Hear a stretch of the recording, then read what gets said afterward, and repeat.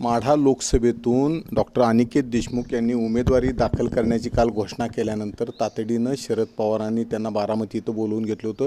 रात्री उशिरापर्यंत बैठका झाल्यात। आज शेवटचा दिवस आहे, काय ठरलं आहे आपण त्यांना विचारू, उमेदवारी दाखल करायची का नाही? काल आम्ही जी भूमिका मांडली तुम्ही त्या सर्व गोष्टी सांगितल्या की ज्या पद्धतीने आताच तुम्ही वाच्यता केली की परवा दिवशी आम्ही एक बैठक बोलवली होती। त्यामध्ये जो रोष आला कार्यकर्त्यांचा त्याच्यातून असं आलं होतं की आपण अपक्ष फॉर्म भरला गेला पाहिजे।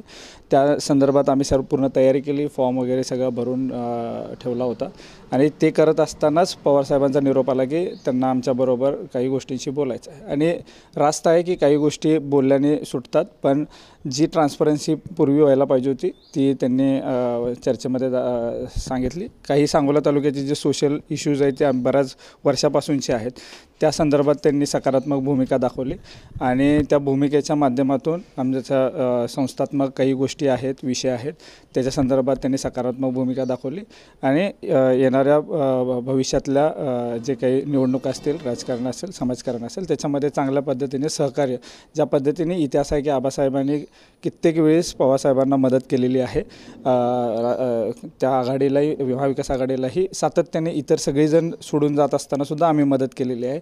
तीच भूमिका आम्ही इथून पुढच्या कालावधीमध्ये पण त्यांना सहकार्य देण्याची भूमिका आमची असणार आहे आणि त्या कारणास्तव आम्ही जो अपक्ष म्हणून फॉर्म भरण्याचा निर्णय घेतला होता तो आम्ही इथून आता तो ठेवते तात्पुरता आणि त्यांना पाठिंबा देण्याचा आम्ही पूर्णपणे निर्णय घेतलेला आहे। ज्या उमेदवारांशी आमची चर्चा झाली आणि ह्या सर्व गोष्टींमध्ये सांगोला तालुक्यामधलं त्यांचं जे 5 वर्षाचं विजन आहे ते आम्ही समजून घेतलं आणि त्यामुळं आम्ही त्यांना त्या गोष्टींमध्ये पाठिंबा देणार। कोण कोण होतं बैठकीला? त्यामध्ये पवारसाहेब होते, आम्ही होतो आणि खुद्द उमेदवार धैर्यशील भैया होते।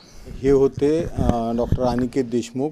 ज्या पद्धतीनं स्वर्गीय गणपतराव देशमुखांनी अडचणीच्या वेळेला महाविकास आघाडी, काँग्रेस, राष्ट्रवादी याला मदत केली होती, तोच सल्ला शरद पवारांनी काल अनिकेत देशमुखांना दिलेला आहे आणि त्यांना सांगितले की तुमचे जे काय सामाजिक प्रश्न असतील तिथले ते सोडवायसाठी मी प्रयत्न करेन आणि यानंतर अनिकेत देशमुख यांनी आपली उमेदवारी अर्ज भरायचा निर्णय रद्द केलेला आहे आणि महाविकास आघाडीसोबत म्हणजे धैर्यशील मोहिते पाटील यांच्यासोबत काम करणार असं त्यांनी जाहीर केलेलं आहे। कॅमेरामन सचिन जाडेसह सुनील दिवाण, एबीपी माझा। एबीपी माझा, उघडा डोळे बघा नीट।